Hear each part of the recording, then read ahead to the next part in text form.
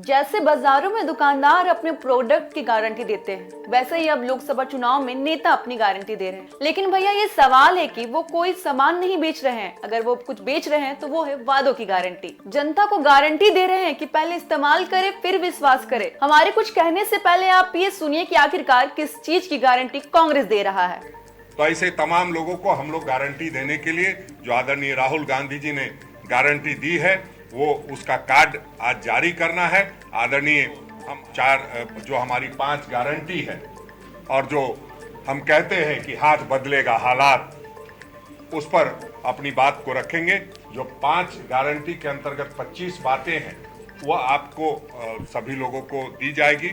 और जो प्रधानमंत्री जो पिछले 10 वर्षों में अन्याय किया है उसका हम लोग जनता के आगे जाकर के अपील करेंगे कि मैं सोच रहा हूँ कि यहीं गांव में ही सरकार की मदद से बिजनेस शुरू करूंगा। सभी को सशक्त करने की गारंटी दी है।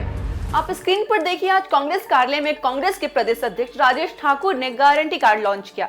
इस गारंटी कार्ड में महिलाओं की सुरक्षा, महिलाओं की हालतों पर बदलाव, बेरोजगार को रोजगार और किसान और पीड़ितों की हालत में सुधार की गारंटी दे रही है। लेकिन अब ये हमें कैसे यकीन होगा कि उनकी गारंटी ही रहेगी। वहीं जब हमने उनसे सवाल किया कि मोदी की गारंटी के बाद अब कांग्रेस की गारंटी, तो फिर क्या था। उन्होंने बीजेपी पर निशाना साधा और कहा कि मोदी की क्या ही गारंटी है, जिसके 7 पैरों की गारंटी नहीं, उनकी क्या गारंटी हो सकती है भैया। अरे जो गारंटी देके निभाए उस पर भरोसा करना है। यहाँ 7 फेरों की गारंटी वाला का भैया अब ये भी कोई प्रयोग तो चल नहीं रहा है।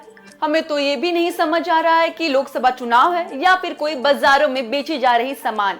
वैसे तो ये हम नहीं, जनता तय करेगी कि उन्हें किन के दुकान से सामान और किन के दुकान की गारंटी चाहिए। फिलहाल द न्यूज पोस्ट के लिए इतना ही। ऐसी तमाम खबरों से हम आपको रूबरू कराते रहेंगे। देखते रहिए द न्यूज पोस्ट।